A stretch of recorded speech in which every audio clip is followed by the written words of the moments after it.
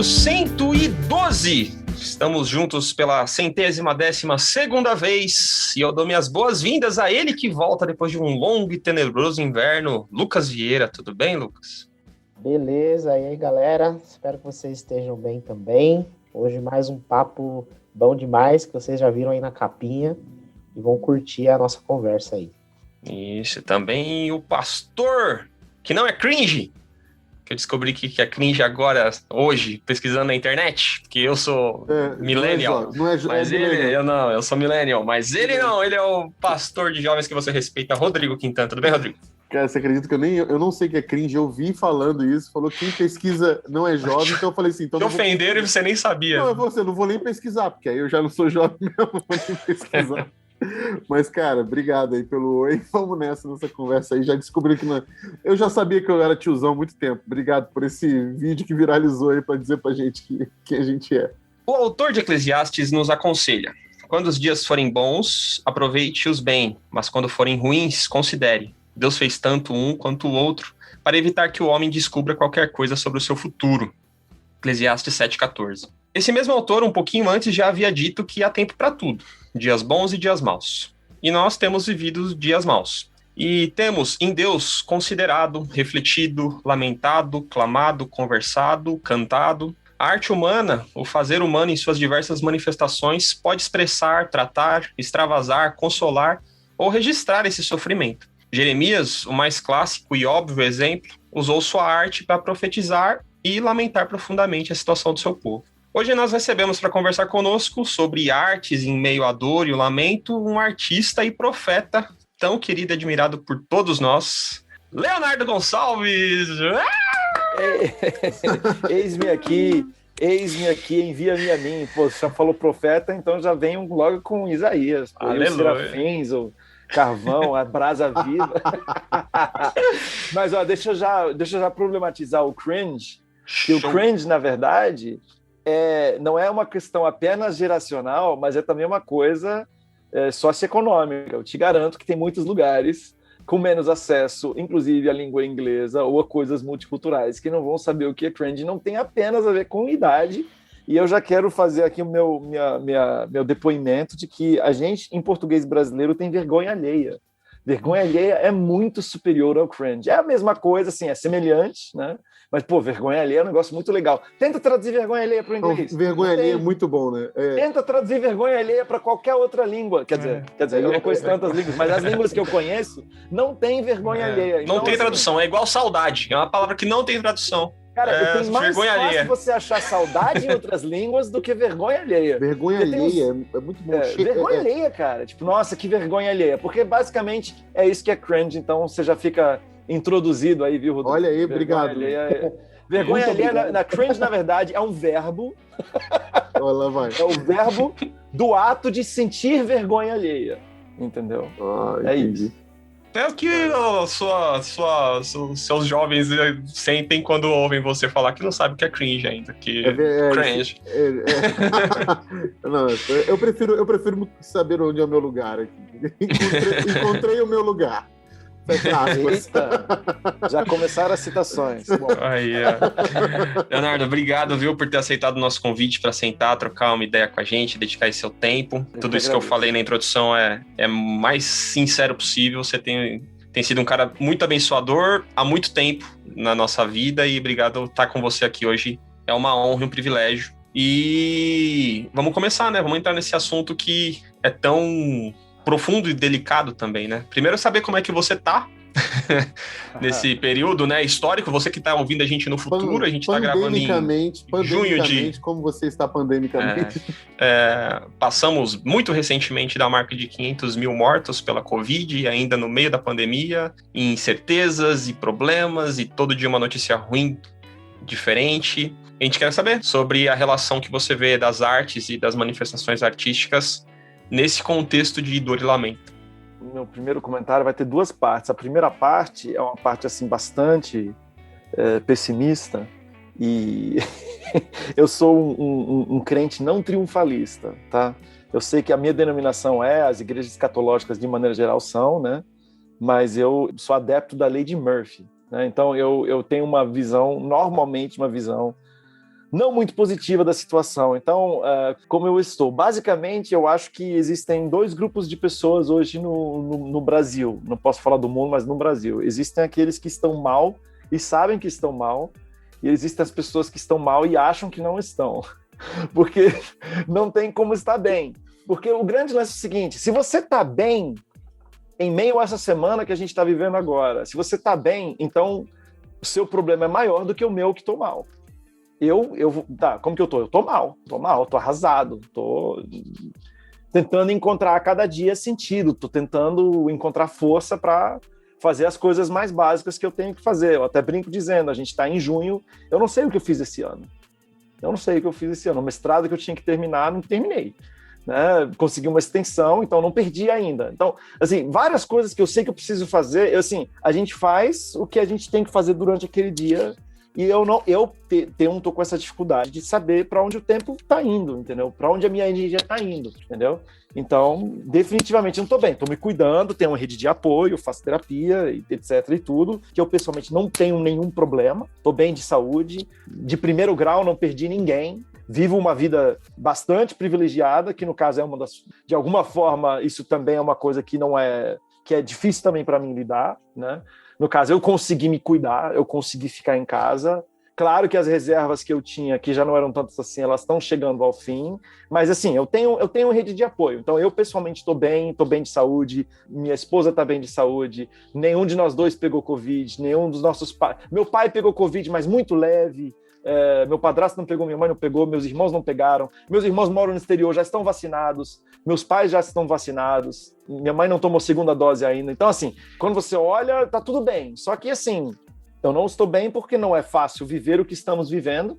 Não é o agravante também de você viver isso com uma pessoa pública. Eu acho que, de certa forma, muitos de nós estamos carregando o peso. Eu posso falar de mim, eu estou carregando o peso de saber que eu sou evangélico no Brasil em 2021 e a minha categoria, em grande parte, carrega a culpa do que está acontecendo, da situação em que o país hoje está. Eu que não gosto de romper, né, eu tenho isso de não... Eu me considero evangélico, eu sempre pergunto, o que você faz? Eu sou um cantor evangélico, entendeu? E com todas as ressonâncias complexas e problemáticas que isso traz. A minha categoria, né, e a de vocês também, imagino, nós somos culpados. Nossas mãos estão manchadas de sangue e é difícil conviver com isso. Então, isso é o perfil de quem está mal. Agora, quem, com tudo isso que está acontecendo, está bem, eu acho que está pior. Maluco já, né? Eu acho que está pior. Porque ou não entendeu, né? Ou ele não sabe, e isso é impossível, ou ele recalca, né, não lida, joga debaixo do tapete, ou ele é, de fato, ativamente parte do problema. Eu tenho muita dificuldade com essas designações de bem e mal, né? Aí eu não chegaria a tanto, né? Dizer que é mal. Dei a minha primeira parte da resposta e eu não lembro mais qual era a segunda. Mas... Eu também já não lembro. Já não tem jeito mais pesado de começar esse nosso bate-papo do que esse, né? Uma pergunta tão simples. Como que você tá?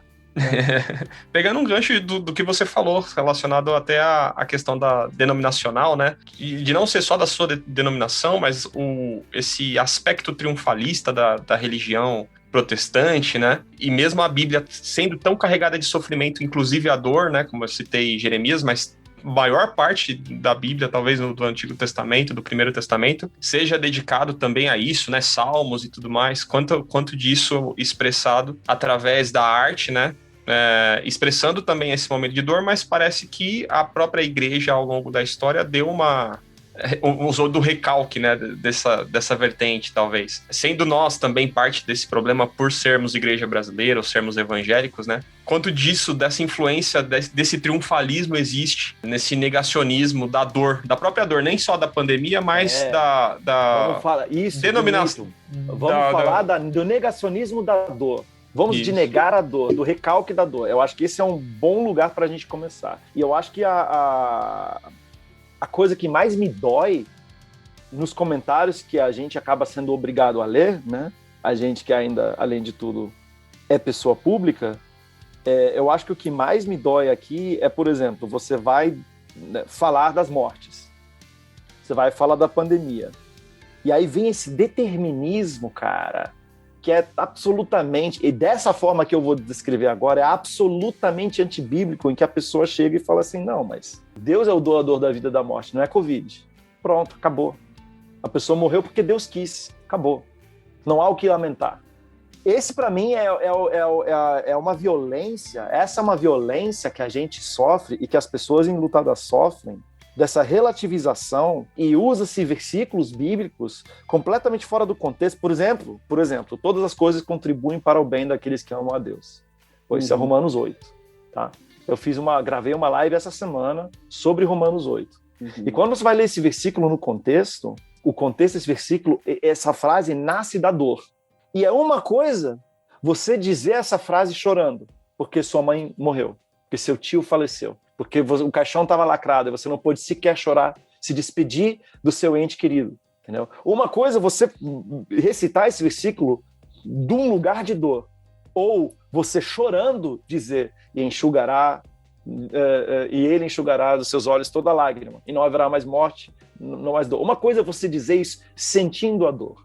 Outra coisa é você usar, eu não gosto de fazer isso, embora eu faça às vezes, mas eu não gosto de fazer isso, eu vou ter que usar um termo em inglês e vou traduzir esse termo. É weaponize. Weaponize é você transformar em arma. Entendeu? E você pode pegar, e é o que eu tenho visto muito, e claro que é uma coisa da minha sensibilidade, mas isso está sendo subjetivo. Primeiro, né, brincadeira, quem não é subjetivo, tá ok? Todo mundo é subjetivo o tempo todo, tá? Não existe objetividade. Fecha esse parênteses. Mas assim, você usar como arma esses versículos, entendeu? Deus está no controle, como desafio. Como você falar, olha, tem gente chorando, tem gente sofrendo. Mas Deus está no controle, aconteceu porque Deus quis. Todas as coisas contribuem para o bem daqueles que amam a Deus. Então, se você não contribui para o seu bem, então é porque você não ama a Deus. Olha só, já te condenei, ao inferno, inclusive.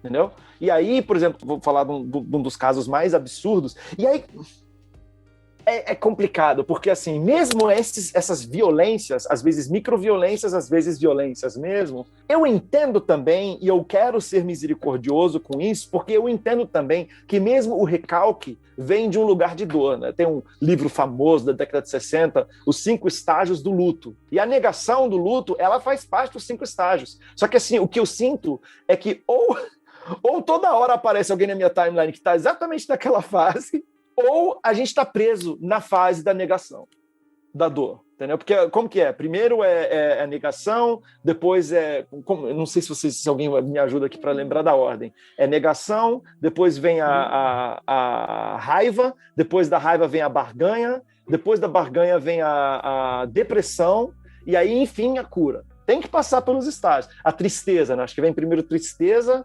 negação. É negação, enfim. Né? Negação, raiva, barganha, depressão e aceitação. E aceitação. Isso aí. Entendeu? Então, assim, a gente precisa ter misericórdia porque todas as manifestações vêm de um lugar de dor. Entendeu? Mas, por exemplo, quando aquele Paulo Gustavo veio a falecer, o ator lá famoso, que infelizmente, assim, eu preciso até admitir que claro que eu conheci o rosto, mas eu não tinha a mínima noção de quem ele era enquanto artista, enquanto comediante, enquanto pessoa. Então, não tinha muita noção, entendeu? Eu fui ter essa noção quando ele ficou doente, quando vi a comoção, né, e conversando com a minha esposa, né, que foi falando dos personagens, dos programas, etc, etc, etc. Aí, logo depois que ele faleceu, surgiu a notícia do quanto ele tinha ajudado pessoas durante a pandemia. Acho que 1.200 famílias com R$1.000 por 3 meses. Faz o cálculo. Para Manaus, em janeiro, quando faltou oxigênio, meteu 200 mil. E aí eu dei um retweet nessa notícia. Aí! Eita. Mas assim, tipo, é um retweet da notícia. E assim, aí eu até acredito, eu quero crer que a pessoa que fez o comentário, ela não entendeu a violência que ela estava cometendo ali. Porque muitas vezes a gente é violento sem saber e sem querer, entendeu? O que não nos exime da responsabilidade de não sermos violentos. Mas, assim, enfim, tem que se levar em consideração. O comentário foi assim, mas de que adiantou? Ele era gay e não vai para o céu. Nossa, mas assim, isso aí... tem uma série de problemas nessa afirmação. Primeiro, eu não falei nada a respeito do destino final deste homem. Não era o assunto. O assunto foi Gente, que coisa incrível. Essa pessoa ajudou a muita gente de maneira incrível, entendeu? Isso é uma coisa, esse é o fato, ponto. Eu não estava falando de salvação de perdição. Essa é a primeira violência. Segundo, a pessoa tem como conotação de que fazer alguma coisa de bem para os outros é para eu comprar minha salvação, é para eu garantir meu lugar. Sabe, tipo, tem tantos problemas nessa afirmação e, tipo, também o tom e o lance de ser tão reativo. Então, você vê, a preocupação da pessoa, a primeira preocupação da pessoa já é ruim, já é complexa, já é complicada. Por que ela sentiu a necessidade de dizer aquilo daquela forma, naquele momento? O assunto foi o homem que morreu e o que ele fez pelos outros. Não, o assunto não era o destino final dele. O assunto não era se isso justificava as práticas, o estilo de vida dele, as decisões que ele tomou em vida. O assunto não era... fora que tem um problema bizonho, para mim, bizonho, né, da pessoa, do cristão associar fazer o bem com eu comprar a minha salvação, ou eu estar na eternidade. Isso já é um desvirtuamento, né? Então, é complicado porque, assim... Tem um livro aqui que fica até na minha escrivaninha, que a primeira página dele é maravilhosa, que é o Deus em Busca do Homem, do Joshua Abraham Heschel. Todas as lives praticamente que eu participo, todos os bate-papos, eu dou um jeito de citar esse livro, porque ele se encaixa tão bem, né? E ele fala que, na primeira página, que a gente precisa recuperar as questões. Para que existe religião? Entendeu? A religião, ela tem resposta para... Tá, primeiro vamos quebrar isso aí, né? A Bíblia tem todas as respostas. Não, ela tem as respostas para as perguntas que ela se propõe a fazer. Exato. Ela não... Né? Então, mas ok. Ela tem muitas respostas para muitas coisas. Mas quais são as principais respostas? Né? Principal. De onde venho? Para onde vou? Qual é o objetivo da minha vida? Ou como o Arraes diria naquela música, que na verdade é baseado num livro que ele leu. Como então viveremos? Baseado em quem eu sou, de onde venho, para onde vou, como então eu vou viver.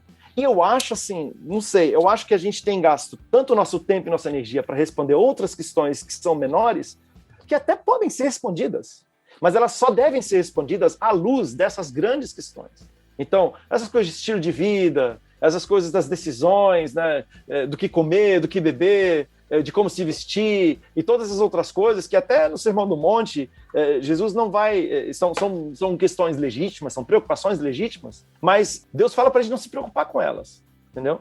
E assim, eu não sei, cara, de onde a gente tira essa capacidade de querer determinar, mesmo que seja a luz da Bíblia, porque eu não estou dizendo que não seja a luz da Bíblia, mas da gente querer determinar quem vai para que lugar, né, na hora da morte. Eu não estou dizendo que não são perguntas que a gente não deve fazer, mas assim, tipo...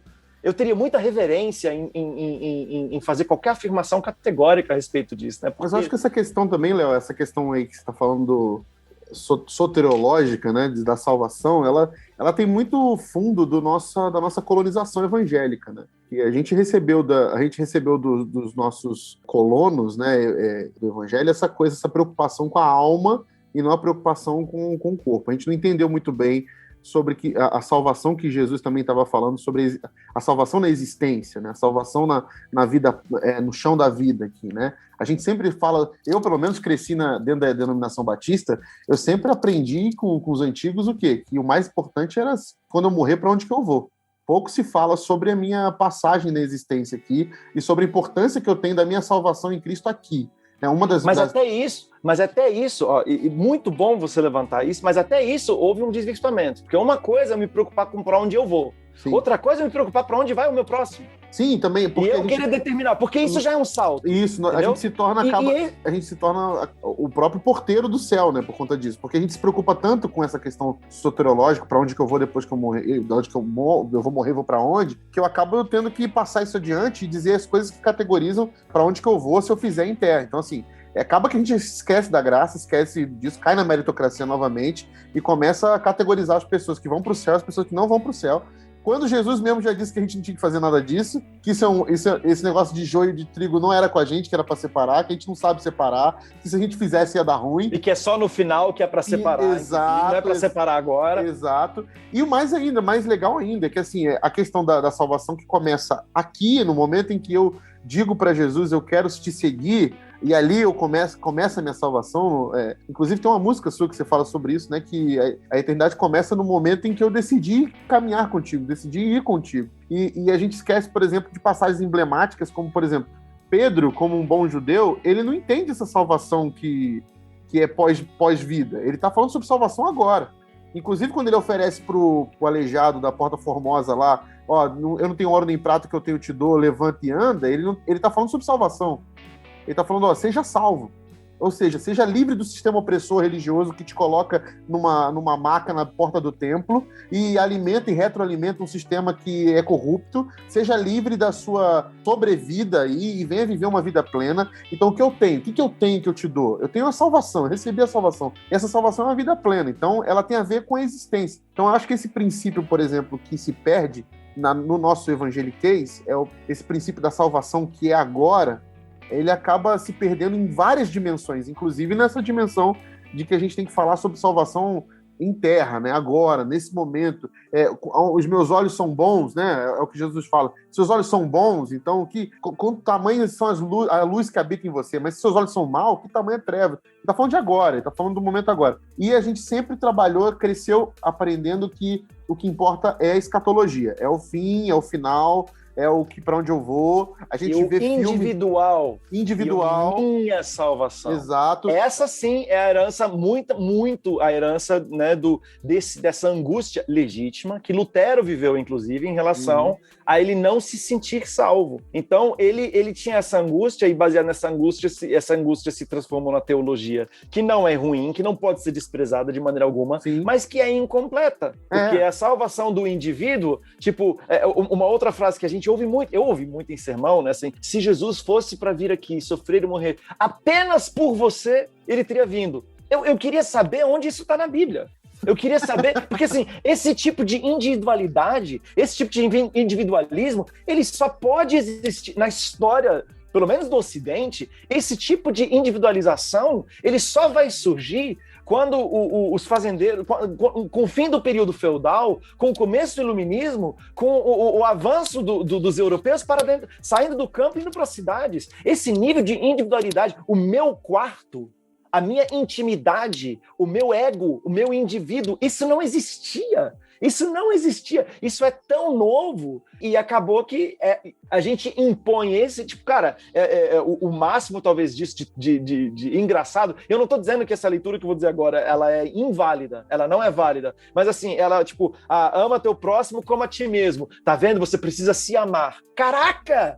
Caraca, não é isso que o texto está dizendo. Não. Você pode extrair isso do texto, ok. Mas hoje o principal, esse verso é usado muito mais para te ensinar a você amar a si mesmo, a se perdoar a si mesmo. É quase fagocitótico, né? É uma coisa muito, muito ensimesmada, muito individual. E o que importa é a minha salvação individual, custe o que custar. E no caso, custou o sangue do Cordeiro. E tipo, Jesus, nos sermões dele, nos evangelhos, você vê pouco falar de salvação. Quem vai falar muito de salvação é Paulo. Mas nos evangelhos, Jesus fala do reino. Ele fala do reino, cara. Eu li uma vez um teólogo falando sobre esse texto, que eu gostei muito do que ele disse, que ele fala assim, como Jesus fala, ama teu próximo como a ti mesmo. Ele não está falando que você deve se amar primeiro, mas que você deve amar o próximo como se o outro fosse extensão de si mesmo. Como se a dor que desce no outro fosse a sua dor. Que é a leitura mais óbvia, exato, mas você hoje tem que explicar.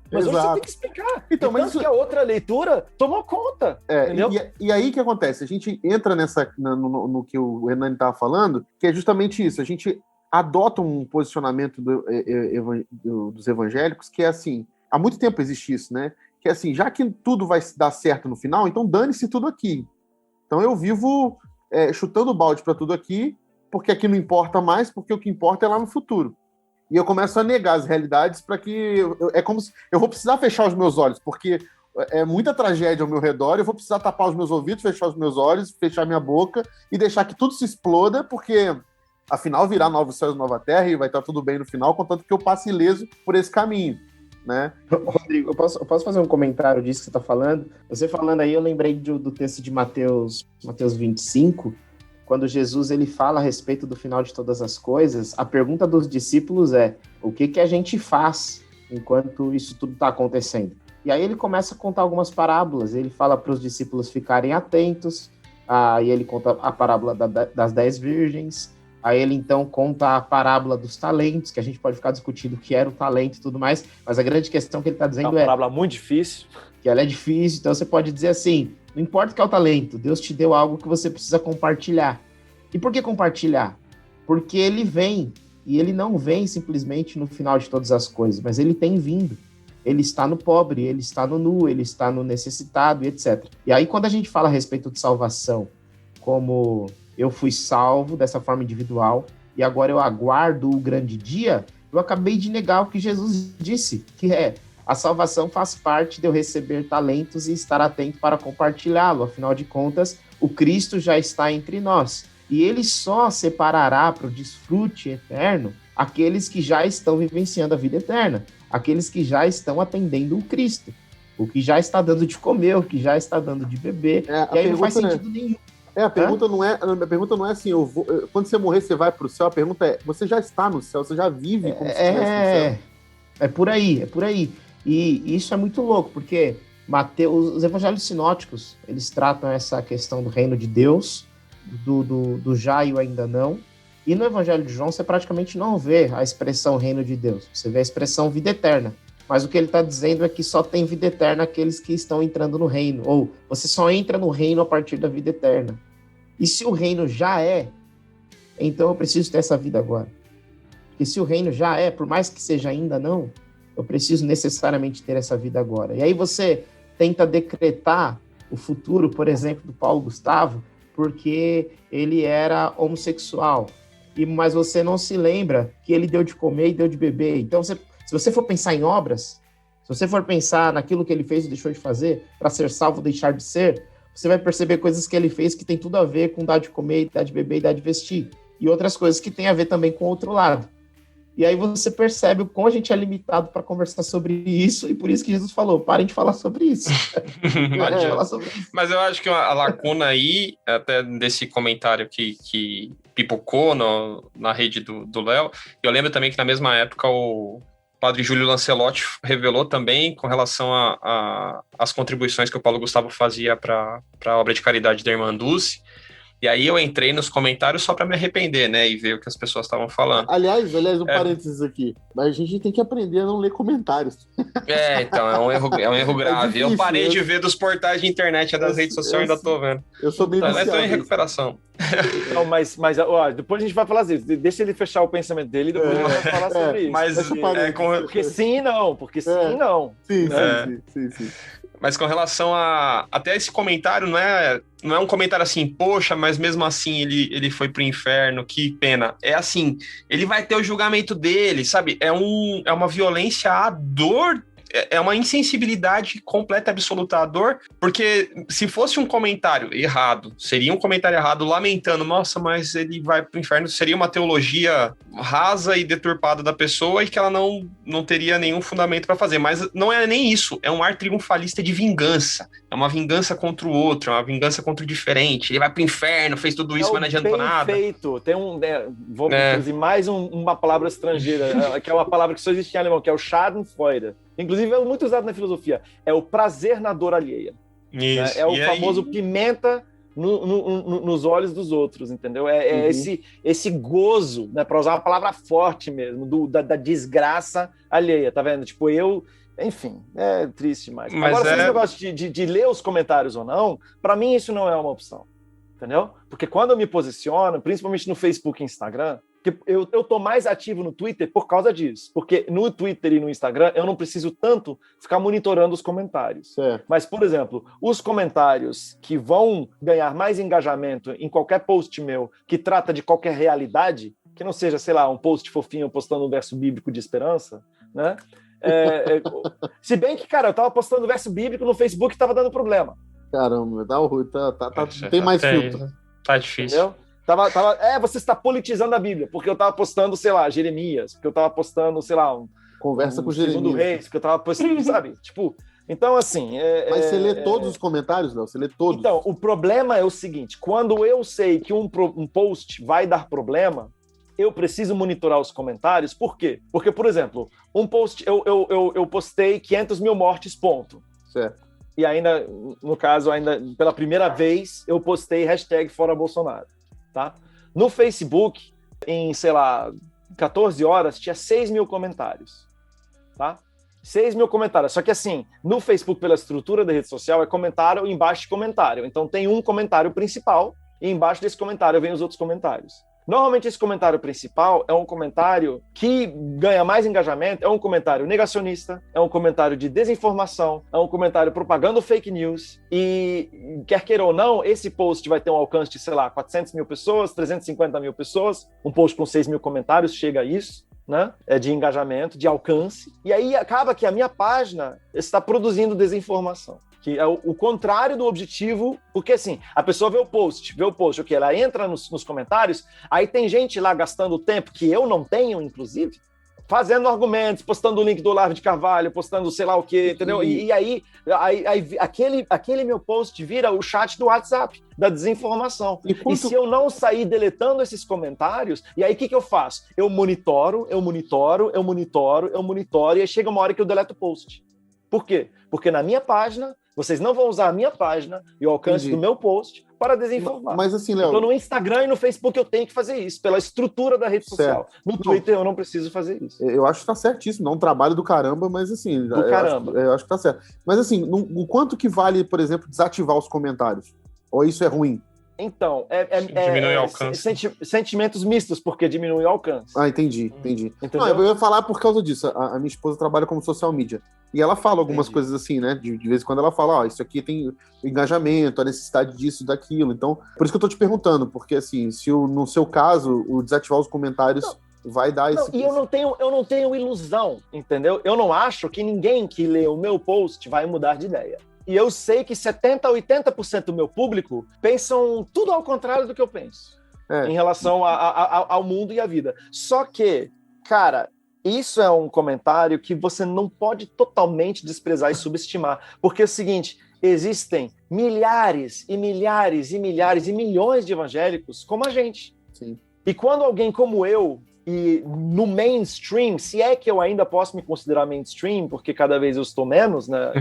Até numericamente falando, cada vez estou menos, né? Então, assim, para mim rola um pouco assim essa coisa. Eu falei, cara, eu ainda sou relevante para esse meio. Sim, pô. E se eu não falar, não tem quem fale. Porque os outros que falam não são relevantes para esse meio. E existem outras pessoas que falam muito melhor que eu, que se posicionam com muito mais elegância que eu, com muito mais sabedoria que eu. Não tem a penetração que você tem. Não tem a penetração nesse público que eu tenho, ainda tenho, né? Porque toda vez que eu faço um post desse, eu perco seguidor. Eu perco 15 mil seguidores no Instagram por mês.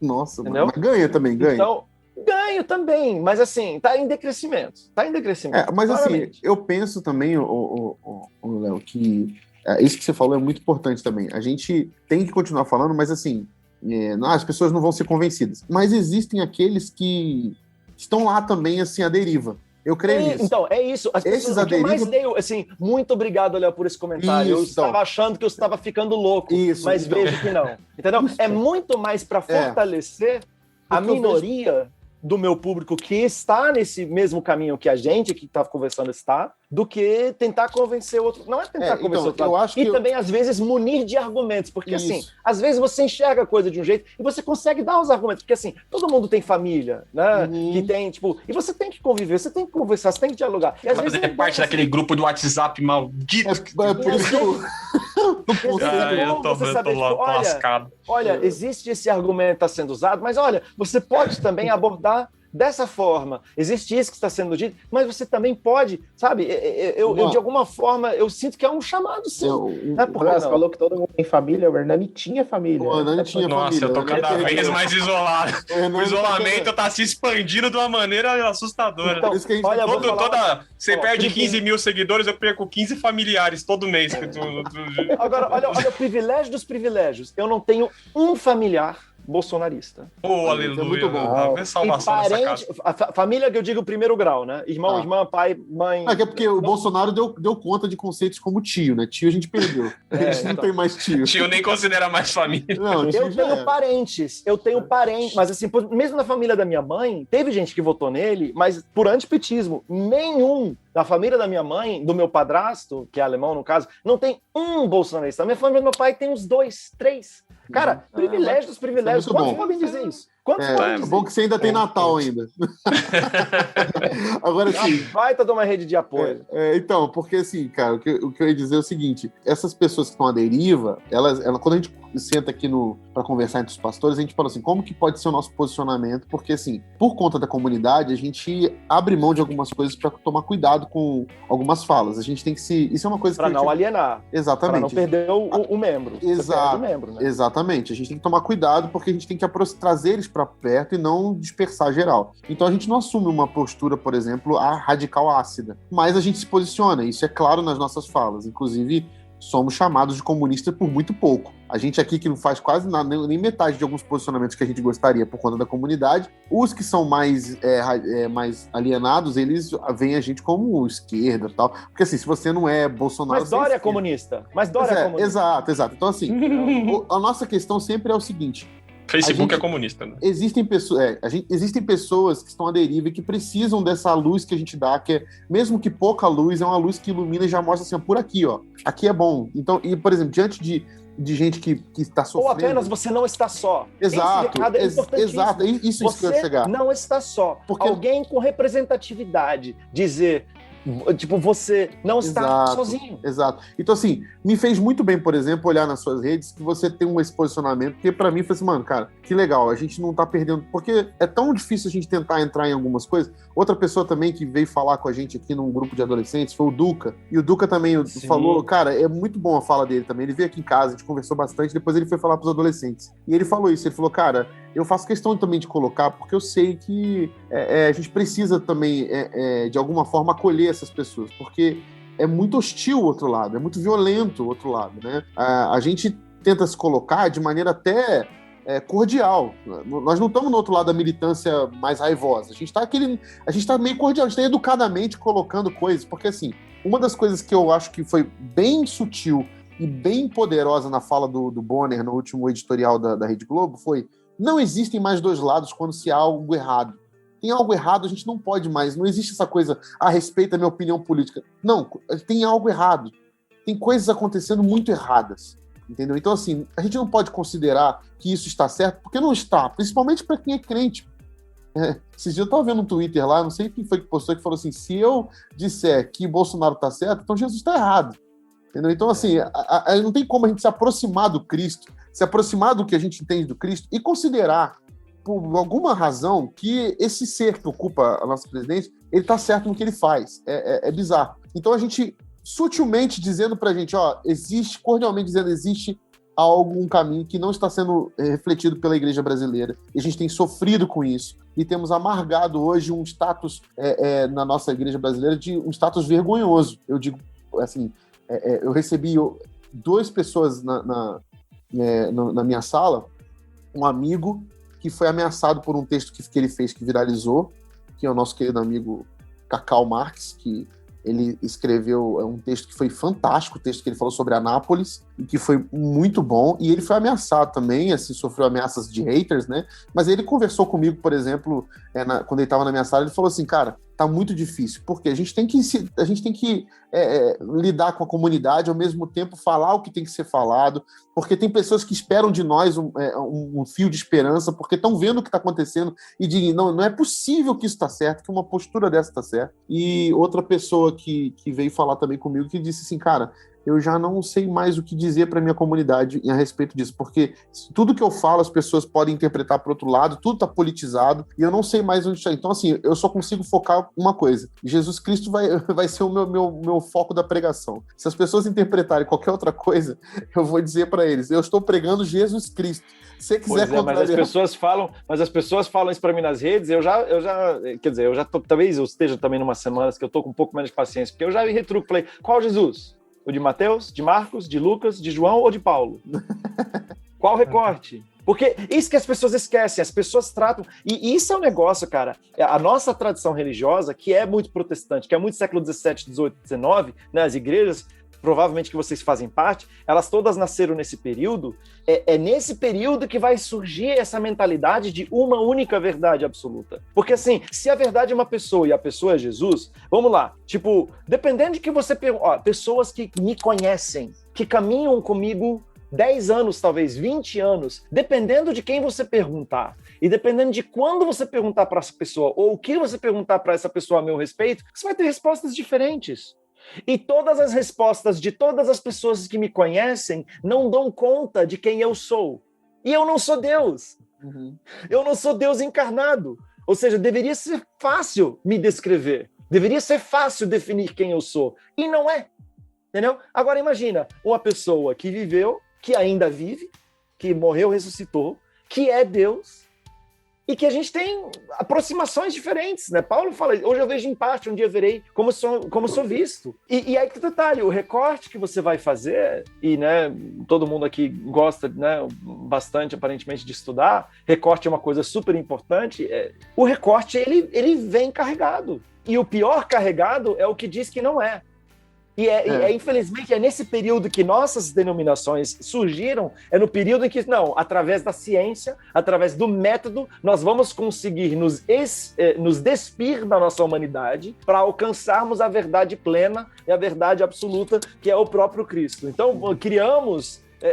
e essa falácia positivista, chamam a gente de humanista, mas nada mais humanista e antropológico do que você acreditar que você pode criar um método que vai conseguir te despir dos seus pressupostos para que você possa alcançar a plenitude da verdade pura, imaculada, sem mediação. Gente, para isso teria que ser necessário você falar a língua dos anjos. Entendeu? Além da nossa possibilidade. E você teria que esquecer a língua que você nasceu. Tipo, a língua humana, ela já por si traz pressupostos. A gente estava no começo brincando que não existe a palavra saudade, do cringe, do vergonha alheia, porque a própria linguagem, a própria língua, em sua essência, em seu berço, ela nasce desse jeito. E aí, quando eu falo isso, eu já falei isso em algumas lives, aí rola o desespero. Mas e aí, o que a gente faz? Falei, cara, o que a gente faz? Vamos lidar com isso. Vamos partir disso. Porque assim, em última instância, se a gente de fato crê em Deus, se a nossa fé é em Deus, que criou todas as coisas, e não no método, e não numa ortodoxia, porque eu estou chamando de método, mas o que eu chamo de método, no final das contas, é ortodoxia. Porque tudo que foi produzido de teologia vem de um ponto de vista. E aí, quando a gente agora quer falar, não, mas precisamos levar em consideração o ponto de vista de quem disse isso. Eu falei, heresia. Poxa, e pior que, assim, por séculos e séculos e séculos, o cristianismo não fez isso. O cristianismo foi na onda do mundo, que estava nessa onda, do iluminismo, que estava nessa onda de conseguir chegar à verdade pura através do método. E Léo, posso só aproveitando essa sua fala, só falando a respeito da gente entender qual é a verdade pura, e que nós vamos já para o texto cheio de subjetividades, ideologias, etc. Aí alguém vai se levantar e vai dizer assim, então, mas você vai assim para o texto porque você não está entendendo qual é a intenção do autor. Meu Deus, a intenção do autor. 2021. Intenção do autor. Não, e aí, uma outra falácia que a gente ouviu muito. Tipo, eu já ouvi esse sermão, não sei se vocês já ouviram. A Bíblia é o único livro que, quando você lê, o autor está do seu lado. Nossa, Rodrigo fala muito isso. Eu não vou... É mentira. Tipo, desculpa, isso aí precisa ser deslavado com uma mentira que é. Deus não escreveu a Bíblia. Aliás, é curioso notar que a única coisa que Deus escreveu, o próprio dedo de Deus escreveu, são os 10 mandamentos, estavam os 10 mandamentos, que Moisés destruiu. Destruiu, é isso que eu ia falar, ele quebrou. Quando ele foi escrever de novo... E quando ele foi escrever de novo, não era mais o dedo de Deus, foi Moisés que escreveu. Foi Moisés. O Moisés rasgou os originais, desgramado. O único original que existe, Moisés destruiu. Então, assim, tipo... É verdade, desgramado. No mesmo episódio, que é um dos episódios centrais, né, do Pentateuco, foi a única vez que Deus falou para uma multidão de pessoas, para o povo inteiro. Qual foi a reação do povo inteiro? Falei, Moisés, fala para Deus não falar mais com a gente. A gente quer falar, a gente quer que Deus fale através de você. A gente quer um sacerdote, a gente quer um herói. Mas peça que Deus não fale mais para a gente, que a gente vai morrer se ele falar para a gente daquele jeito que ele falou. Entendeu? Então, assim, o que eu estava construindo para chegar é o seguinte: se a gente tem fé em Deus, se a gente crê que Deus criou o ser humano, e se o ser humano é assim, a única conclusão lógica é de que Deus criou o ser humano assim. E Deus sabia o que estava fazendo. Entendeu? Deus não errou, né? Deus não. Se Deus criou o ser humano assim e ser assim é errado, então quem errou foi Deus. Entendeu? Então, precisamos lidar com isso. E eu entendo que não é fácil lidar. Não é fácil lidar com isso. Com essas complexidades. Aquele hermeneuta que fala que não, ele prega em cima do versículo e diz, não, quem está dizendo isso é a Bíblia, não sou eu. Todo mundo faz. A gente tem uma dificuldade textual de interpretação e de leitura. Falando até dessa dificuldade, Léo, você tem sido atuante, aí você explicou a sua atuação nas redes sociais, né, que amplia até a sua voz, que talvez antes, pré-fenômeno das redes sociais, era mais limitada à sua arte, né, aos seus CDs, às suas músicas, e as pessoas ficavam limitadas a te conhecer através delas, e talvez elas não conseguiam ler todos esses pensamentos e posicionamentos que você consegue expressar de uma outra maneira nas redes sociais, né?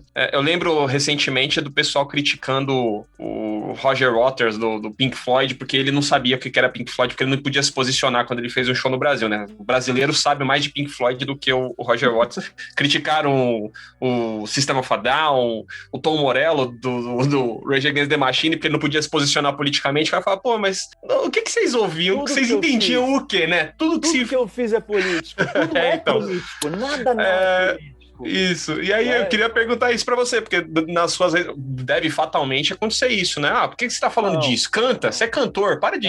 Né? Você como comentarista político é um excelente cantor. Mas assim, essa tentativa de silenciamento, né? Só canta. Entendeu? É um periquito que eu comprei e botei na sala. Canta aí, não vem facar. E eu entendo, tá? Eu entendo, inclusive na história da arte, nossa, vamos fazer uma viagem aqui agora. Mas a história da arte, existem dois caminhos de duas tradições, quer dizer, existem mais, mas vamos, né, para simplificar, duas tradições diferentes que não são mutuamente excludentes. Existe o artista artesão, o que faz algo com as mãos, porque originalmente é isso. Nossa, você faz fez uma escultura, é artesanal, entendeu? E eu gosto desse, sei lá, tem um luthier, o luthier que faz violões lindos em São Paulo, ali na Vila Prudente, Carlos Novaes, entendeu? Ele é um artista artesão. Talvez ele não se enxergue como artista. Por quê? Porque aí, no final, principalmente com a virada do romantismo e depois com a virada para o século XX, né, para a modernidade, né, para o modernismo, né? Modernidade é um outro conceito antropológico e da história. Mas o modernismo, né, como movimento artístico, aí não. Você chega no minimalismo ou no cubismo. No minimalismo, no caso, é uma linha preta em cima de uma tela branca. Isso é arte. Por quê? Porque o artista aqui é um pensador. Então, existe o artista pensador, existe o artista artesão, e eu entendo que seja uma confusão. E tem muitas confusões aí, porque assim, a pessoa que me silencia, que tenta me silenciar desta maneira, querendo dizer o que eu devo fazer, o que eu não devo fazer, na verdade, o que ela quer é entretenimento, ela não quer arte, né? Ela quer ser entretida. Essa pessoa. Consumir você de alguma forma. Consumir a arte, ok. E aí que detalhe, isso existe. Existem pessoas que fazem arte desta maneira. Que são as pessoas que consomem tudo, inclusive o própria fé, né? Então... Não, mas assim, sei lá, por exemplo, no Brasil, até por causa da intelectualização de certos debates, mas, por exemplo, sei lá, Lady Gaga abre o show, Are you ready to be entertained? Vocês estão prontos para serem entretidos. É uma coisa digna, né? Você entreter, você ser um entertainer, isso é uma coisa digna. Né? Não é necessariamente abaixo, aí tudo bem, aí você pode discutir o que é entretenimento, o que é massificação, o lance do emburrecimento, porque, detalhe, se você for olhar nos projetos, sei lá, no Pão e Circo, antiga Roma, né? Pão e Circo é um projeto totalitário, opressor, etc, etc. Precisa do circo, e o circo é artista. Entendeu? Então, os projetos totalitários precisam de arte também. Agora, que tipo de arte é essa? Entendeu? E isso é um negócio que é muito louco, que isso, por exemplo, foi feito no Terceiro Reich, foi feito na Alemanha nazista, mas aconteceu também na União Soviética. A gente pega um regime totalitário de esquerda e um regime totalitário de direita, o poder absoluto queria determinar que tipo de arte deveria existir. Né? No caso, uma arte para exaltar a Alemanha, para exaltar os valores alemães de disciplina, de honestidade, de força, etc, etc. Mas, por outro lado, não. Nós precisamos de uma arte que não seja subversiva, porque o subversivo a gente usa muito, no Brasil a gente está muito acostumado a ouvir a direita usar esse termo, né, por causa da ditadura militar, né, todo mundo que não era conformista era subversivo, né, mas assim, o mesmo, por exemplo, eu estou trazendo isso para dar um pouco mais de amplitude, talvez, para esse debate. Cara, eu tinha 11 anos de idade quando a Alemanha Oriental abriu as fronteiras. E eu morava a 30 quilômetros da fronteira da Alemanha Oriental. Então, o meu vilarejo e a minha cidadezinha, ela foi... os alemães da Alemanha Oriental, que tinham acabado de sair de um regime totalitário, eles estavam invadindo as cidades pela primeira vez, podendo comprar, podendo consumir. Que, claro, isso também é uma ilusão, etc, etc. Mas, assim, eu vivi... assim, eu conheci muita gente que viveu debaixo do regime totalitário da Alemanha Oriental. Uhum. E o quanto, cara, em alguns sentidos, as coisas são parecidas, porque a arte precisava fortalecer o socialismo, precisava fortalecer o Estado, precisava fortalecer a revolução, exaltar a revolução do proletariado, entendeu? Então, enfim, uma viagem, né? Rolou uma viagem. Agora sim, o artista, pelo que a gente pode perceber, o momento que ele mais brilha é justamente no momento de tensão, né? Não no momento Porque, por exemplo, se você pegar... Um samba com beleza precisa um bocado de tristeza.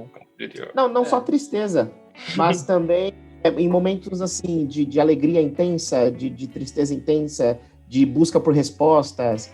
Esses momentos, me parece que o brilho ele é maior. Se você pegar, por exemplo, a MPB no Brasil, o maior brilho da MPB no Brasil era justamente quando a MPB fazia algum tipo de oposição. Se você pegar o samba, hoje que o samba, todo mundo ouve samba, não é tão bom quanto a época que o sambista ele era um sujeito que era pego pela polícia porque estava tocando cavaco. Então, se você pegar no enredo bíblico, os salmos de lamento, de angústia, geralmente são salmos mais intensos. Então, geralmente, essa tensão, de alguma forma, ela traz algo para a arte. Ou não? Não, eu concordo, mas a gente tem que tomar cuidado com esse discurso, porque senão daqui a pouco a gente está exaltando a repressão e a opressão, porque ela que produz a melhor arte. É um sadismo. Um grande motor da arte. Tem que tomar cuidado com isso para não ser uma coisa masoquista, entendeu? Eu falei, caraca, nossa. Porque assim, isso funciona em todos os níveis, porque assim, eu concordo, as situações limite, quer sejam de alegria, ou de tristeza, ou de dor intensas, as situações limite são as que nos ajudam ao exercício do transcendente. Mas nós não precisamos louvar quem nos leva à situação limite. Exatamente. E precisamos agradecer a essa pessoa por isso. Porque porque também alegrias intensas também produzem belas artes também. A gente tem que entender isso. Tem um momento de... Mas aí vem o Tolstói, né? Todas as famílias felizes são iguais. As famílias tristes são todas...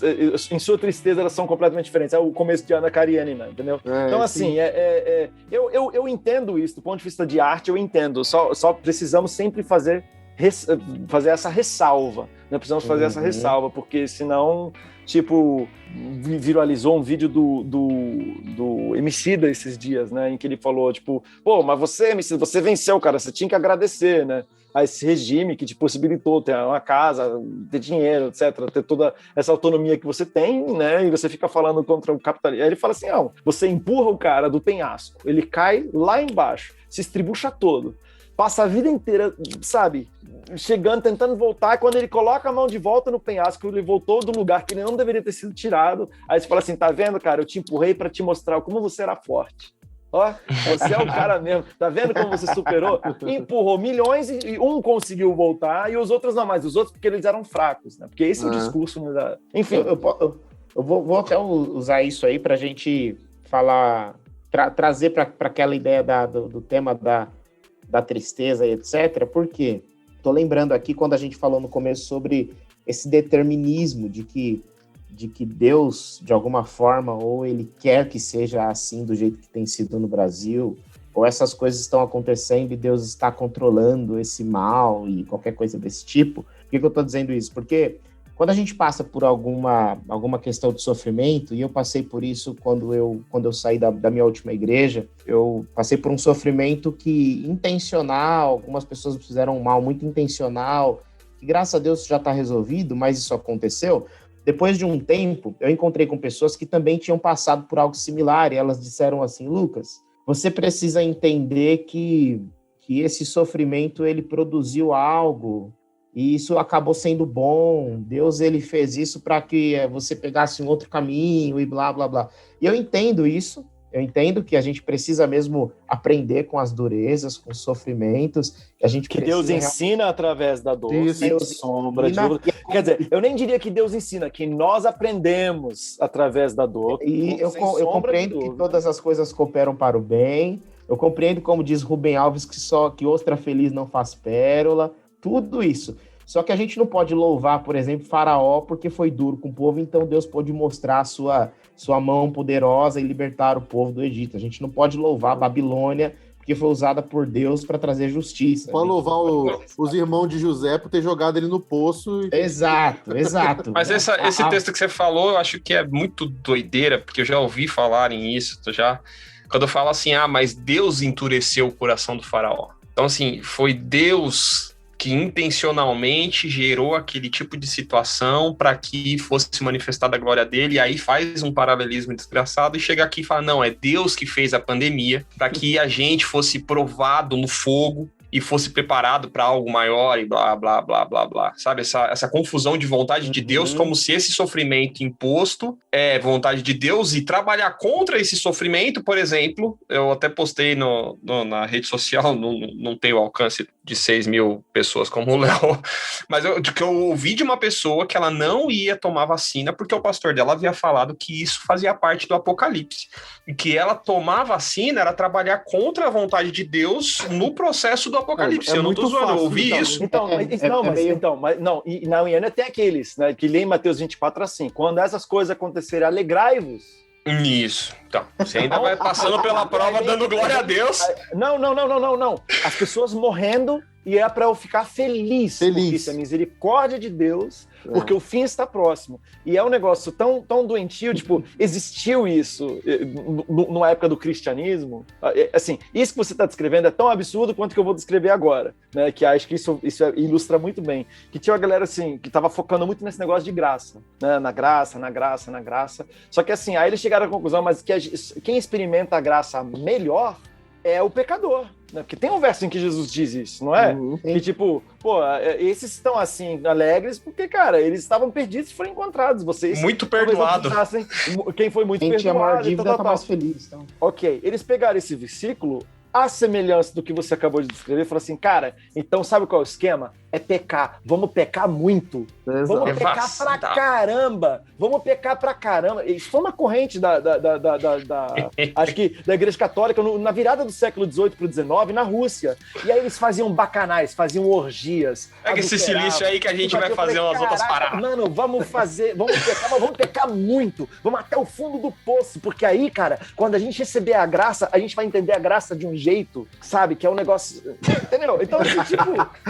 É mais ou menos esse nível. É uma fissura, né? É mais ou menos esse nível. Tipo, é bom que essas coisas estejam acontecendo, porque aí já acaba tudo logo, a gente vai pro céu e acabou. Eu ouvi que assim, mas Deus falou mesmo, porque, por exemplo, tinha muita gente, agora ainda tem, na verdade, no Brasil, que entrou no cenário de fome que o Brasil não via há alguns anos, assim, tão extremo. E aí gente dizendo assim, não, mas é assim, porque Jesus disse que no final dos tempos o amor se esfriaria. Eu falei, mas eu não quero ser pego nas palavras de Jesus, como se o meu amor fosse esfriar. A pessoa então dizendo assim, não, mas é assim, eu não quero ser pego desse lado. vamos ser Laodiceia. Não, nosso objetivo agora, a gente tem que ser morno. A gente tem que ser morno pra cumprir. A gente tem que estar lá na lista das sete. Laodiceia é a última igreja, certo? A gente quer que Jesus volte, então vamos ser morno. Nem quente nem frio, nem direita nem esquerda. Não, tô brincando, não tem nada a ver com o texto, tá? Mas assim, vamos ser morno total, mornidão total, porque aí a gente vai ser vomitado e aí a escatologia vai se cumprir, sabe? É muito pequeno, né, cara? E assim, é quase que a gente tá tendo que fazer os pressupostos para que Jesus vai voltar quando a gente cumprir a gente tá ajudando a Deus. Estamos ajudando. É o checklist, Estamos ajudando aqui, ó. Já foi... Eu até tô dizendo isso porque dentro desse olhar, desse determinismo, dessa ideia de vontade de Deus deturpada e tudo mais, eu me lembrei do texto quando Marta e Maria vêm e contam para Jesus a morte de Lázaro. E aí, quando elas contam para Jesus, Jesus sabe que vai ressuscitar Lázaro. Mas Jesus, chora. assim, ele racionalmente não tem motivos para chorar. Aí a gente fala assim, mas ele não chorou por causa que sentiu dor, porque ficou triste. Ele chorou por ódio da morte. A gente já vai interpretar o que Jesus... diferente. A gente já vai Aí, onde que está no texto? Não, tipo, exato. Jesus, quando Marta contou para Jesus que Lázaro tinha morrido, Jesus já sabia. Sim. E chorou. Isso. Ele sabia que ia ressuscitar. Ele sabia que a morte não era o fim. Ele sabia da salvação. Ele sabia tudo. E ele chorou. E ele chorou. E aí é disso que eu queria que você fizesse um comentário a respeito, porque existe uma ideia de que no momento da dor, ao invés de eu chorar, ao invés de eu reclamar, ao invés de eu dar voz a quem tem lamento, eu preciso explicar. Eu preciso dizer o motivo. Olha, a vontade de Deus. Olha, Deus quis assim. Olha, veja por esse outro lado. E a arte tem um papel nisso também, né? Um papel de permitir que a outra pessoa expresse o lamento, ou até mesmo de fazer coro ao lamento, coisas desse tipo. Como é que você enxerga isso no momento de dor do outro e na sua? Quais são as explicações que são cabíveis? Se é que tem alguma que é cabível? Então, tudo sempre depende da dor. Existem dores que a gente pode explicar, entendeu?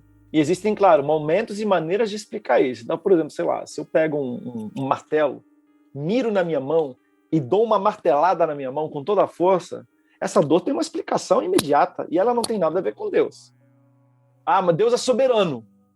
Ok, ele é soberano. Isso é uma coisa importante dizer, né? Tipo, ninguém aqui está dizendo que Deus não é soberano. Sim. Tem nenhum texto aberto. Ninguém está dizendo que Deus não está no controle. Ok? É muito importante dizer isso. Mas a grande questão é o que esses pensamentos, o que esses conceitos, o Tiago diz isso muito bonito, né? Onde é que a nossa teologia vai desaguar? Ela nos torna sensível ou ela nos torna insensível? Se ela nos torna insensível, tipo, ela está desaguando. Se nós estamos insensíveis, a gente tem que retraçar todo o caminho e entender o que aconteceu.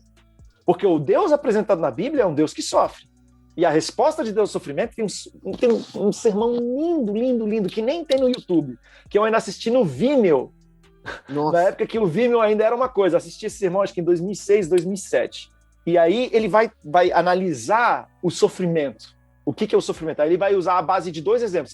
É um sermão de 2005, na verdade. 2004, 2005. De qual 2005. Pregador? Desculpa, eu perdi. N.T. Wright, aquele teólogo famoso, americano, de Novo Testamento. Escreveu muito sobre João. Paulo. Wright é W-R-I-G-H-T. Né? E aí ele vai traçar o paralelo entre os 11 de setembro, que ainda era recente, e o tsunami, que tinha acabado de acontecer. E vai analisar a maldade, né, e o sofrimento a partir desses 2 eixos. A maldade causada pelo homem, e outro, a maldade causada pela natureza.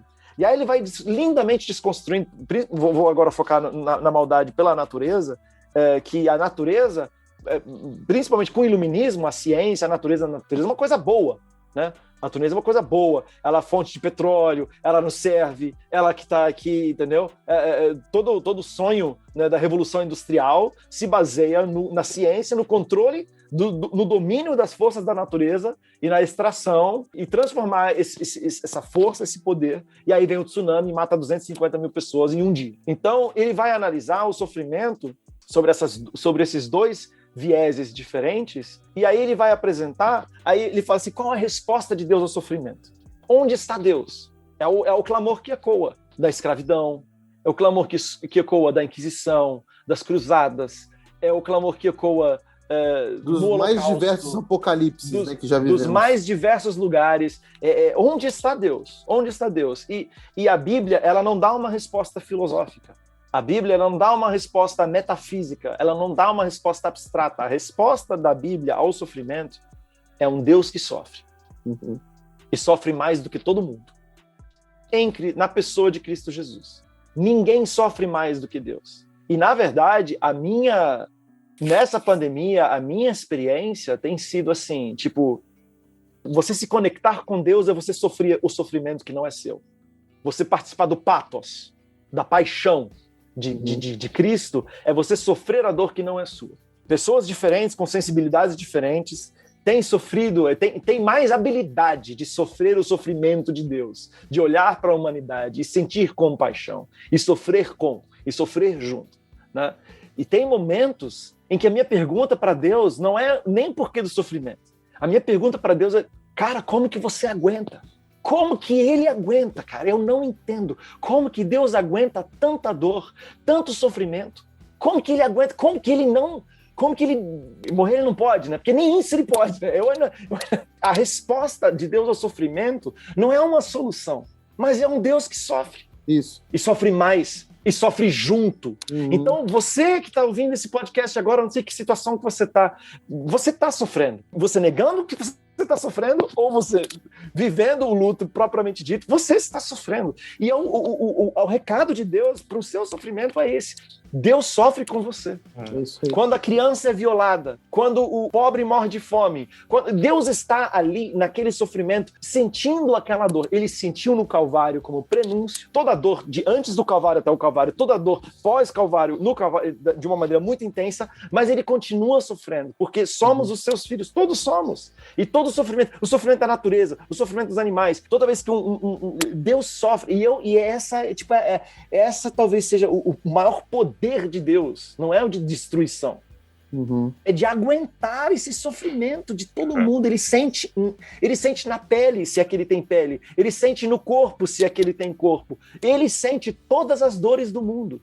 E por isso que a gente aliviar as dores dos outros é Mateus 25, que fizeste a um desses meus pequeninos, fizeste a mim. Porque toda vez que você dá faz a campanha do agasalho, que você aquece alguém, você está diminuindo o sofrimento de Deus. Ai, que coisa louca! Tem um livro, eu lembrei, legal você estar falando isso, que eu lembrei de um livro que é bem conhecido, o livro dos Mártires. Não sei se vocês já leram esse livro do Fox.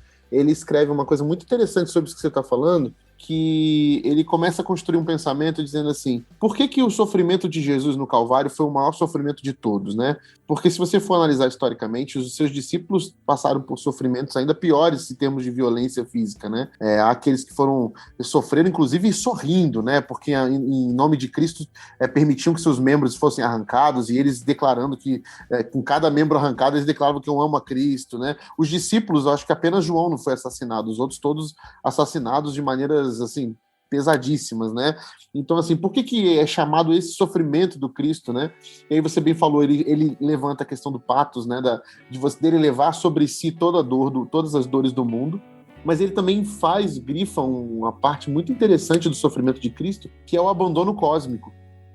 O fato de que Jesus sentiu algo que nenhum ser humano era capaz de sentir, que é a possibilidade de ser abandonado por Deus, né? Quando Deus vira as costas para a maldade humana que foi feita sobre seu filho, e Jesus pergunta, Pai, por que me abandonaste?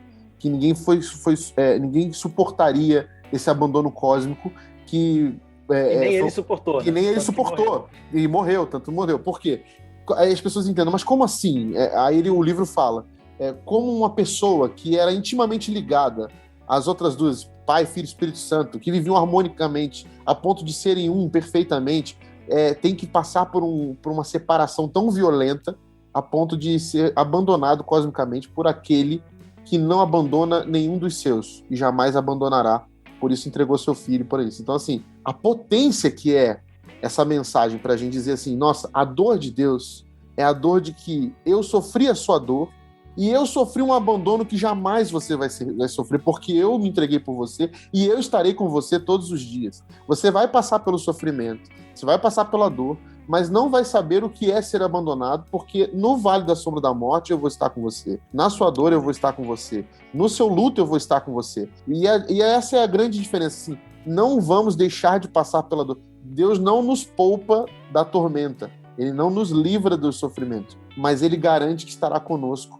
Coisa que ele não pôde, ele teve que experimentar no Calvário, que foi o abandono, a solidão cósmica. Né, que foi. Eu lembrei de um episódio muito maneiro do podcast do Felipe dos Anjos, do Passagens, que é sobre luto e lamento. Eu acho que ele discorre sobre... né? Que fez com o Edson. Isso, com o Edson, que fala sobre o livro de Jeremias, e até ele fala um pouco dessa visão de Lamentações, Lamentações de Jeremias, e ele fala sobre essa visão ocidental de Deus, né, como ela conflita, o Léo até citou um pouquinho disso aí de passagem, e de que dentro das tradições e até dentro do livro de Lamentações, esse questionamento e essa observação do sofrimento e o questionamento de Deus do porquê de tudo isso, em nenhum momento abre margem para que ele questione a ponto de falar assim, não, então eu não quero mais o Senhor, sabe? Existe isso, ele fala, Deus, é culpa sua, tudo isso tá sofrimento, essa dor, por que você não faz nada? E aí, então eu vou lá na sinagoga para fazer minhas orações. Tipo, a relação com a dor e com a presença de Deus não é conflitante a ponto de você questionar até a própria autoridade de Deus, porque se eu tô sofrendo é porque Deus quer que eu sofra, mas isso não impede que eu vá lá na sinagoga e me submeter e falar, não, eu reconheço que o Senhor é Deus, eu tô aqui chorando, tô aqui sofrendo.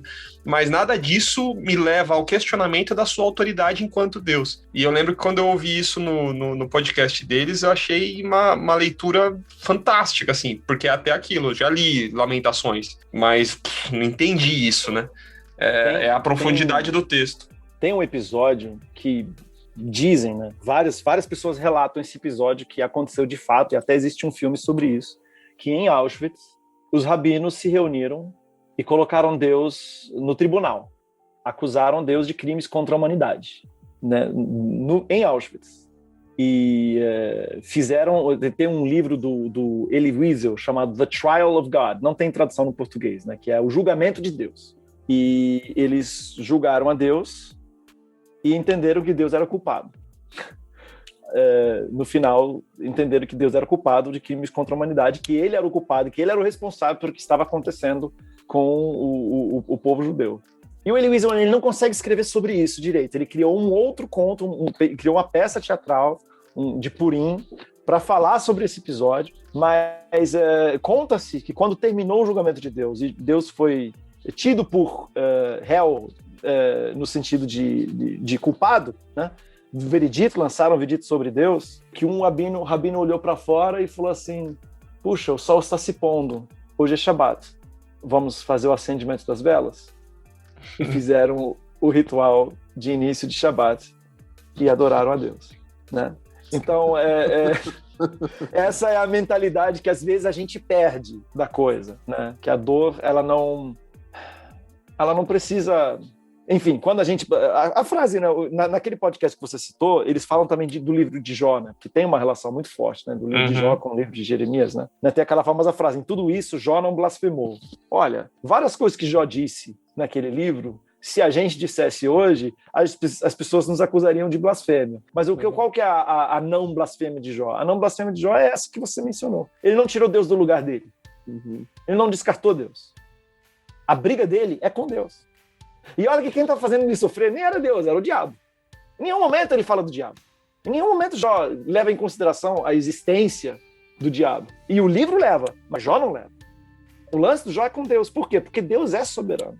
Então, assim, essa questão, essa coisa que a gente estava falando, essas frases, mas Deus é soberano, tudo é como você vai usar. Você está dizendo isso amargurado ou você está dizendo isso em prantos por aqueles que sofrem? Essa faz toda a diferença. Entendeu? Deus sabe todas as coisas. Então, uma pergunta que o Lucas fez que eu acabei não respondendo, ele falou como que a função da arte, né? Primeiro, a gente não gosta muito de falar em função da arte, né? Porque a arte ela não tem função. Mas isso é uma discussão... Tá respondido, Lucas, parabéns pela sua pergunta. Mas essa é uma discussão da área da arte, né? Enfim. Mas o que eu posso dizer é assim, a arte ela tem o potencial de nos ajudar a manter a nossa humanidade. Ou de até mesmo restaurar a nossa humanidade quando ela nos é roubada. Então, assim, por muito tempo, aqui no Brasil nem tanto, né, mas esse negócio de homem não chora e tal, no Brasil, eu cresci num contexto em que homem não chorava. Aqui no Brasil, todo homem chora. Homem chora pra caramba. No Brasil, homem chora pra caramba, né? Coisa do latino, que brasileiro não é latino, né? Mas enfim.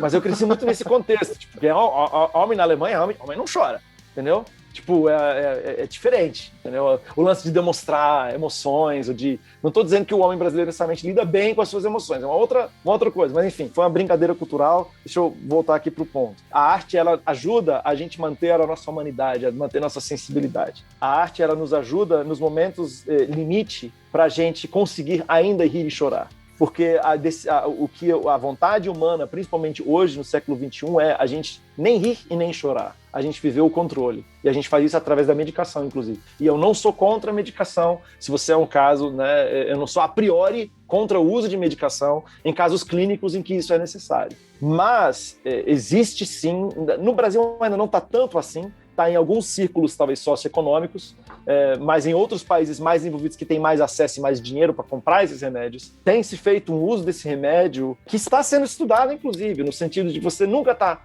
nem muito feliz e nem muito triste, porque você está ali, no controle, entendeu? Então a arte, ela consegue furar isso na gente, né?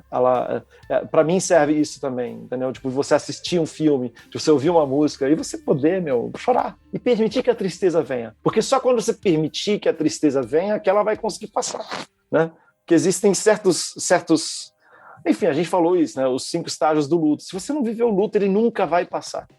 Né? Se você não viver as 5 fases, não se permitir cada uma dessas fases, ele nunca vai passar, você vai continuar carregando. E claro, existem outros estudos muito mais elaborados, não são mais só 5 estágios, os 5 estágios não acontecem necessariamente, não é quando um termina que o outro começa, eles se misturam e tal, então, enfim. O homem nunca é essa coisa binária que as pessoas tentam traçar. Não é assim bonitinho, é bonito a gente entender que existem essas fases diferentes, mas assim, né, tudo misturado. Né? Eu só vou aproveitar para deixar também uma mensagem para os nossos ouvintes aí. Tem 2 coisas, uma que o Léo falou e outra que o Rodrigo falou, que eu acho que conversam muito bem e que... Você nunca acredita nada que eu falo também, cara. Caramba, é só... Só no Hernani. Só uma vírgula, desculpa, desabafo. Ficarei mais atento. Pô, nem prestar atenção. Caraca! Foi que você piorou. Fala aí o que você quiser, vai.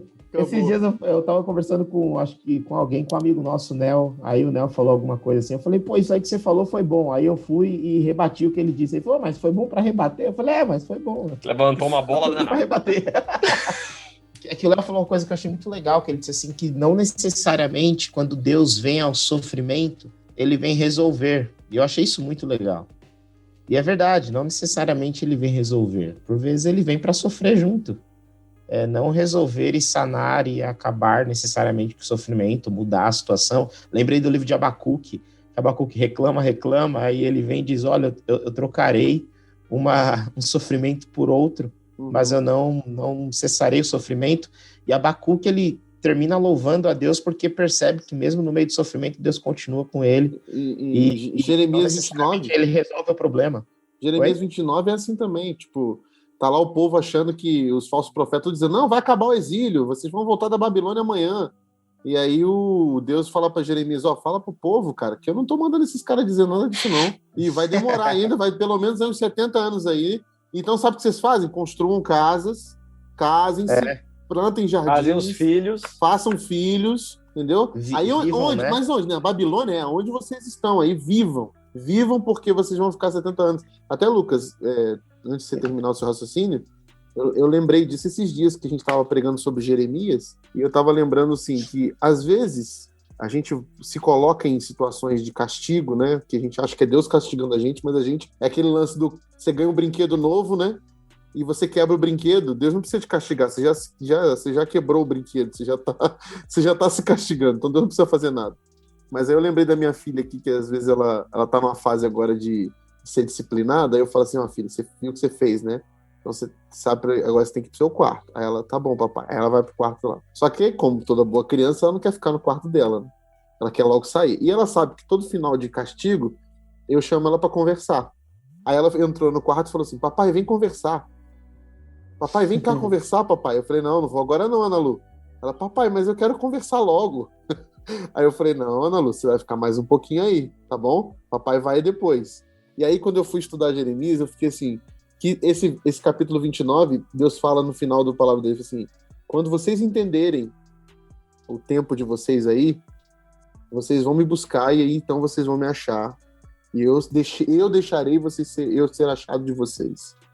Quando vocês me clamarem, vocês vão me achar. Aí sim, só no final. E eu fiquei muito arrepiado com isso. Eu falei assim, cara, às vezes a gente quer os atalhos para sair de alguns exílios que a gente se coloca, que a gente passa, E a gente não está aprendendo com os exílios, a gente não aprendeu nada ainda e já quer que Deus responda a gente e já fala o que a gente quer para a gente poder sair fora. Mas Deus está dizendo para a gente, não, ainda não. Calma, depois a gente vai conversar. Mas por enquanto vocês precisam aprender algumas coisas ainda com esse lugar que vocês estão aí. Então, só somando na sua fala aí, Lucas. Então, e aí, eu vou até aproveitar isso aí também, meu. Se o Hernando quiser falar alguma coisa para eu juntar aqui, né? Então. já tô derrubado já, pra mim a noite acabou. É que essa fala do Léo foi muito legal, porque quando a gente percebe esse episódio que o Rodrigo citou depois de Jesus na cruz, eu fico imaginando assim, se eu estivesse diante de Jesus, dizendo assim, não, Jesus, calma, Deus Pai não te abandonou. Já você ressuscita, você tá com ele. Para de drama aqui. Falta de fé, Eloí, la massa bactânia. Que drama, hein, Jesus? Você não sabe? Você não sabe. Você não é o onisciente? Você não falou um negócio desse. Você não falou que vai ressuscitar daqui a pouco? Jesus, só multiplica o pão, vai. Multiplica o pão aí. Isso aí, quando Jesus está no Getsemane, ele começa a chorar ali e fala, mas Jesus, que negócio é esse? A cruz é conhecida antes da fundação do mundo. Você vai chorar agora, nessa altura do campeonato? Então, assim... Ou para forçar a barra. Pô, Jesus, que mimimi é esse? Tu veio aqui para isso? Tu veio aqui para isso, cara? Agora não, seja homem, seja sujeito homem, como diriam no Nordeste. E aí a minha pergunta é, por que a gente não pode agir como Deus? Porque se tem alguém que pode resolver esse lamento, é Deus. Mas ao invés de resolver o lamento, ele decide sofrer junto. Por que eu, Lucas, preciso tentar resolver o lamento de alguém? Por que eu preciso tentar resolver Porque é insuportável, Lucas. Aí que tá. Porque o silêncio é insuportável. E aí que tá. O meu clamor é que a gente consiga cada vez mais dar voz aos sofrimentos, sofrer juntos e parar um pouco de dar resposta, parar um pouco de falar, parar um pouco de explicar. E simplesmente ou dizer, eu vejo você, eu vejo o seu sofrimento. E você não está sozinho. É isso aí. É isso. Sofra. Estou sofrer. Estou aqui. Não que você precise da minha permissão, mas sofra. À vontade. Eu estou aqui, você não está sozinho. É Jesus olhando as multidões também, falando, e viu ele as multidões, se compadeceu delas, né? Sentiu dores como dores de parto, né? Então... Eu que sou o cara que perguntei pro Léo qual é a função da arte, o cara que pensa na função, o que é útil, o que pode ser feito. Para mim é muito difícil fazer esse caminho. É muito difícil fazer o caminho de entender que não tem situações que não tem explicação, que não dá para dizer nada, que não dá para fazer nada, que a pessoa precisa simplesmente sofrer e você precisamente estar com ela no sofrimento. E é algo que tem tomado meu coração nesse tempo, porque o tempo inteiro eu quero fazer coisas e tem hora que não dá para fazer nada. Então é importante também você estar com a pessoa e permitir que ela sofra. E ouvi-la. Né? Acho que ouvir é isso que está mais difícil. Talvez isso é uma coisa que para o ser humano nunca foi fácil, mas acho que as redes sociais tornaram um pouco mais difícil isso. E tentar, mesmo nos atos de violência, é difícil. É o meu desafio. Mas mesmo nos atos de violência, entender que vem de um lugar de dor. Entendeu? Não que justifique, mas de entender, de conversar, de permitir também. Assim, o meu maior problema é quando não se permite, não é nem quando não permitem que eu sofra, mas querem impedir que os meus seguidores sofram e que aí eles acabam aumentando o fardo que a gente deveria estar aliviando, né? Mas a gente precisa urgentemente, aprender mais, aprender de maneira melhor, ouvir as vozes alheias, ouvir a dor do outro e entender que ela é legítima. Cara, tão pouco, né? Tão pouco, mas é só isso. Permitir que ela seja legítima. Que a pessoa que sofreu um ato de racismo, não questionar se sofreu de fato ou se não sofreu de fato, não ficar na defensiva, mas permitir que seja legítimo. Não é legítimo essa dor. Eu te ouço. E ao você ouvir, e não que a pessoa precise da sua legitimação, mas assim, esse é o momento em que existem os encontros, né, entre seres humanos, em que a gente se sente compreendido, em que a gente se sente amado, em que a gente se sente amado, inclusive por Deus, né? E eu me sinto muito amado nesse momento.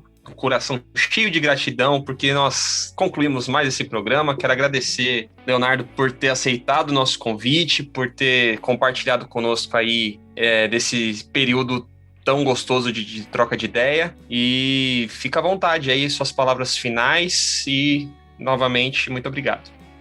Minhas palavras finais são, primeiramente, muito obrigado, né? Oportunidade de falar disso, quer queira ou não, é necessário para mim, e eu imagino que para muitos dos nossos queridos amigos e irmãos ouvintes também.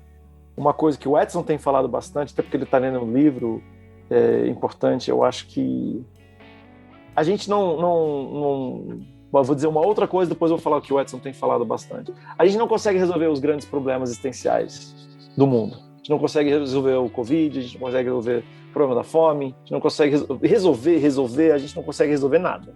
Né?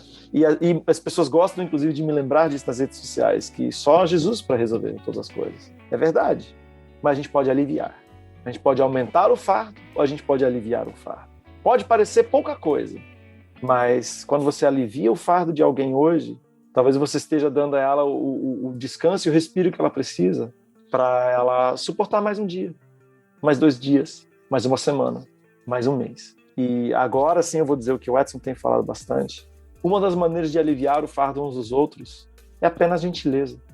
Gentileza. E uma das coisas que a gente pode ser, que a gente pode usar para sermos gentis uns com os outros, é o nosso tempo, é o nosso ouvido, é a nossa escuta. E ao fazermos isso, né, vou voltar a essa frase meio marcante que eu falei, né, na hora que eu falei até me empolguei, de certa forma, ao aliviarmos uns para os outros, os fardos uns dos outros, a gente está aliviando para Deus. Porque é assim que eu leio Mateus 25, a partir do verso 35 em diante. Show de bola. Muito obrigado. Muito obrigado também, Rodrigo. Boa noite, meu amigo. Boa noite, galera. Obrigado. Obrigado, Léo, por tudo que você veio trazer pra gente aqui. Foi muito bom esse encontro, aprender com você também, trocar ideia com você. Foi muito legal mesmo. Obrigado, Lucas. Obrigado, Hernani. Obrigado, galera. E eu acho que a única coisa que eu deixo pra vocês é esse verbo que tem se tornado tão importante nos tempos de hoje, cuidar, né? A gente precisa ter cuidado com o coração do outro, cuidado com a vida do outro, né? Cuidar nunca foi tão importante, né?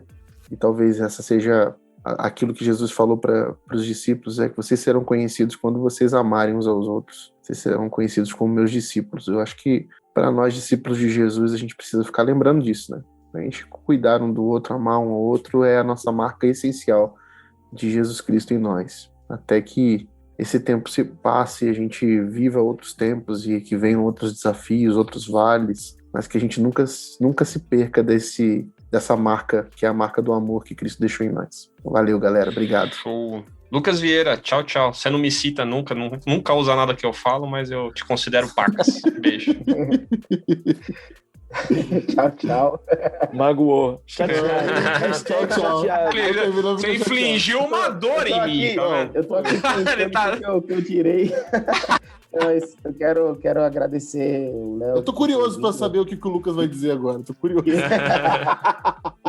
É porque primeiro conheci o Léo como cantor, claro, como a maioria conhece, mas depois que eu comecei a acompanhar a Terceira Margem do Rio, algo que para mim foi muito curioso, porque eu acho que o Léo vai concordar comigo, os adventistas geralmente eles são um pouco distantes, né, das outras traduções e tudo mais, e quando eu comecei a acompanhar, eu aprendi tanto com vocês e tenho aprendido ainda. É demais, né, cara? E aí apresentei pro Rodrigo também. Nossa, Rodrigo falou, você falou uns negócios meio brabo na pregação de Ruth lá. Falei, ouve esse negócio aqui, ó. Agora que eu entendi, né? Um programa assim, só disso. Eu falei pra ele assim, mano, agora eu já descobri onde você tá suas fontes, hein, mano? Já era, hein?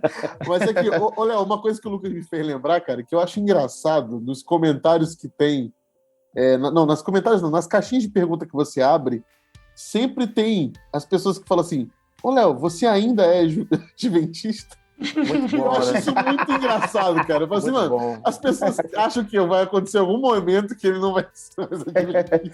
E para mim, tem sido um tempo muito legal de aprender com vocês. Glória a Deus. Em especial a leitura que vocês fazem do Antigo Testamento. Sensacional mesmo. E é algo brilhante, assim. Brilhante. Então Deus tem te usado vocês para abençoar muito minha vida, o ministério que Deus me deu. Amém. Então, A mim pô, também. cara, Meu último domingo eu preguei várias coisas que vocês disseram lá. E a gente tirou de outros lugares. Fazer citação, hein, mano? Não, mas a gente... Às vezes a gente faz, né? Muitas vezes a gente faz, mas às vezes você não lembra também, né? A gente é o que a gente ouve, a soma de tudo. Muito bom. Eu citei o podcast do Felipe, nem lembrava. O Edson Nunes é uma coisa inacreditável, cara. Eu virei muito fã dele. O cara é fantástico, é fantástico. Cara, é muito fera. É inacreditável. Ele enche o saco do Léo, mas ele é muito fera. Todos. Mas é um pequeno preço a pagar para que... Não, mas aquela mesa é muito pesada. Eu teria medo de sentar naquela mesa lá também. Muito bem, muito bem. E obrigado a você que nos ouve também, que acompanha nosso podcast. Siga-nos nas redes sociais ou não. Mas a gente não é tão ativo aí nas nossas redes sociais, mas se quiser conversar com a gente, @canal Telescópio. E também sigam a Crentaços Produções Subversivas, @Crentaços. Todo dia 10, um episódio novo. Até a próxima. Telescópio, pés no chão, olhando pro alto. Tchau.